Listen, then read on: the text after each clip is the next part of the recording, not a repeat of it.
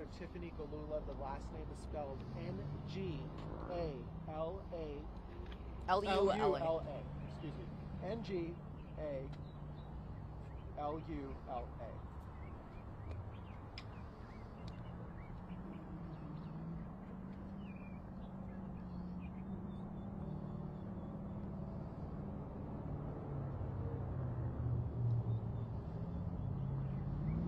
Okay, is everybody ready?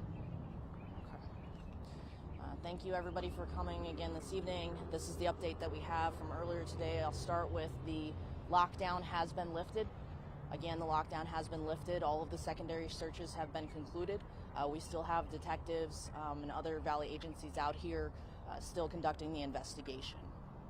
So just after 2:40 p.m. this afternoon, the Glendale Police Department received reports that a young child had been shot at the Tanger Outlets at 95th Avenue in Glendale. The first officers arrived, treated that young child. They did life-saving CPR along with other medical treatments before the child could be evacuated to the fire department. We were able to identify a little bit of what occurred here today. There was a young adult male who was with that small child and an adult female. He was armed with a handgun. He got into an altercation with a group of young males known to him. A shooting occurred between that group of young males and himself. The young adult male, the adult female, and the small child were all transported to local Valley hospitals with injuries. None of them are life-threatening at this time. 2 juvenile males that were in the second group arrived at local Valley hospitals with gunshot wounds as well. It is still under investigation what actually occurred, who are victims here, who the shooters were from the second group. No suspects are believed to be outstanding at this time. We believe to have everyone accounted for. We do not know of any persons that were not involved that sustained any injuries. We want to thank all of the West Valley agencies, the Phoenix Police Department, the Department of Public Safety for coming out here, for the tactical response, for helping us to do both primary and secondary searches to ensure that the community and everyone that was out here in the shopping area, the entertainment district, was safe, and to ensure that there were no additional victims. Again, the lockdown was lifted. We believe that all parties who were not directly involved have already returned or been allowed to leave. Only those that were directly involved or direct witnesses are still out here. With the 2 groups, again, if you can mention if they knew each other, how they might have known each other, and what the argument was? That is all still under investigation, unfortunately, and we are unable to identify ages at this time, but I can tell you that the young adult male that was with the adult female and the small child were one group, and the 2 juveniles that showed up at the hospital later were part of the second group. There was a shooter in both groups. So the 2 juveniles also had gunshot injuries? Yes. So 5 total. That's correct. 5 total were injured. 2 young juvenile males showed up at the hospital later, and 1 small child. Did they drive themselves? I don't have that Can you information. expand as to why there's a crime scene at St. Joseph's down the street at that hospital? There's caution tape. I There's a don't vehicle with question. I don't even know who's at St. Joseph's, so I couldn't respond to that.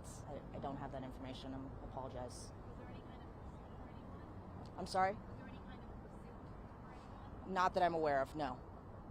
Was it clear which of the 2 groups fired first? You know, that's still under investigation. It's something that we have to talk to a lot of the witnesses, check for surveillance, and have our detectives go through all of that evidence. I mean, it's such a large scene. Again, this is a super traumatic scene for everybody involved, for all of the people that were out here that saw it happen, for anybody who works out here, for families who have a loved one out here. And we want to let people know that there are resources available, just like when the Westgate incident happened a few years ago. We do have resources available, victims assistance, so we want to make sure that people understand that we want to help the community as much as we can. Obviously, there's going to be a point where the district attorney has to figure out where the charges belong to. So with that being said, how important is this process for investigators to collect as much evidence, to interview as many witnesses, so that you can give as much as a clear picture as you can to the authorities? It's super important, and that's why we have as many detectives out here as possible from different areas of the department to ensure that we can do as extensive interviews, collect as much evidence, and just go through the crime scene as thoroughly as possible. Do you expect to be out here throughout the night? We do, just like Westgate a few years ago. We want to make sure that we are as thorough as possible. We collect as much evidence, and that takes time, especially with as large a scene as this. I mean, it's a shopping outlet, so there's going to be several different areas that we got to take a look at, and we want to make sure that we don't miss anything. So how many people have been arrested or detained? No one, I don't believe anyone is technically in custody. We have 5 injured persons, so we have to determine who exactly were shooters. I think our crew saw somebody getting detained or arrested at the hospital. I don't have any information on that. The extent of the injuries, we had heard at one point that the child may have been in life-threatening. So our first officers on scene, they were very affected by it. I mean, I don't know if they have children or not, but as you can imagine, seeing a small child being struck by gunfire, that's very traumatic. They did do CPR, but I can tell you that child is stable now. Will the outlets be open tomorrow? I don't have information on the outlets. That's really a decision that probably is going to be up to them. But I know right now, while the investigation is ongoing, it just doesn't make sense to have shopping continue this night. We don't know if it's a father, mother, child. I don't have information on the relationship. Again, all those persons were transported for injuries, so it makes it difficult to do interviews until we can. So from what you understand then, the victim that was shot, the male, he was also, that had a handgun, he initiated or was involved in the shooting? He was involved in the shooting, so we know for sure that he, because he was with an adult female and a young child, he was the shooter in that group. We're still trying to ascertain who was involved in the second group of the 2 juveniles who showed up at the hospitals later. Were any guns recovered? I don't have that information. Do you know what area of the outlets, in front of what stores or inside of what? I don't have the names of the stores. I just know that it occurred in the center of Tanger Outlets. 5 people were injured, but how many total were involved in this between the 2 parties? We know that there was at least 2 guns involved.